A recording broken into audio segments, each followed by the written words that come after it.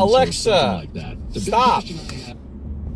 Glad my Alexa works even while I'm out in the car.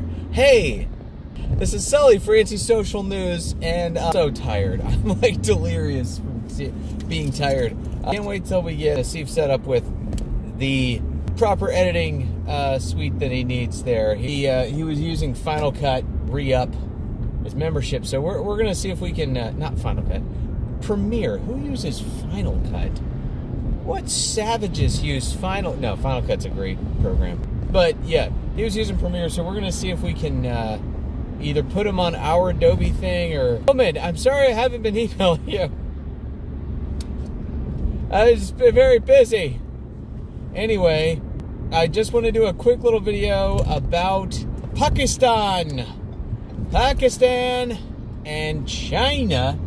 So there was a big issue, a big old swishy deal at the UN, a big brouhaha when the Indian, and I brought this up, I believe it was about Christmas time last year when I brought this situation up on Body Count Report, and it was the Indian ambassador to the UN given the riot act, just reading the riot act to Pakistan and China, because they were letting lashkar-e-taibe affiliated Haqqani network terrorists run roughshod on the Indian border, do whatever they were going to do, whatever evil deeds they were doing, which could have been drive-bys, could have been terrorists, could be kidnapping, whatever they did, they would do. And they would do this routinely. They would cut into India and then cut into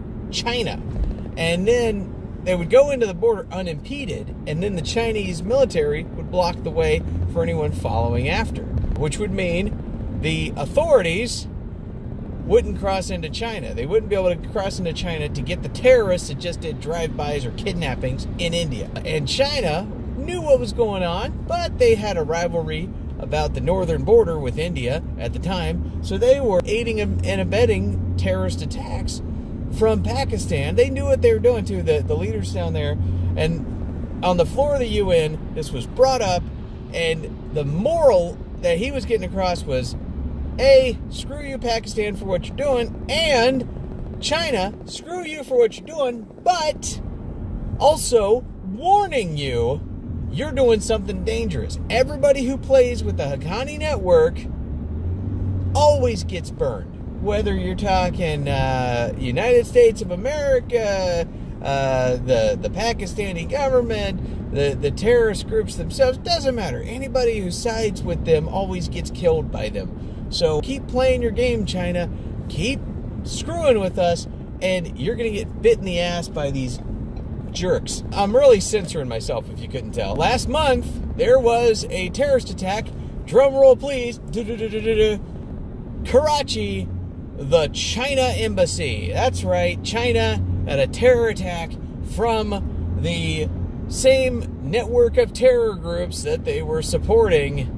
Well, I would say aiding and abetting. They weren't openly they were openly facilitating them and doing what they're doing. I don't know if they were providing them any further assistance. Yep, it didn't take long, and they showed up, tried to invade the embassy. They got stopped, and it says thwarted terror attack, but there's still 4 people killed by the terrorists. So that still sounds like a pretty successful terrorist attack if you're killing 4 innocent people. Pretty messed up situation. I'll put some links in the description below to the Karachi China embassy terror attack, and try to dig up a link to that body count report where I brought up the showdown at the UN, fiery speech and whatnot. So that being the case, stay tuned. More to come from Anti-Social News. Sorry about the ums and ahs. I promise, Nazif, I am working on my speech, and I am getting better. And 2019, I will be a public speaker, on record, presidential level. And I mean one of the good presidents. None of these schlebs recently. And all right, that's it.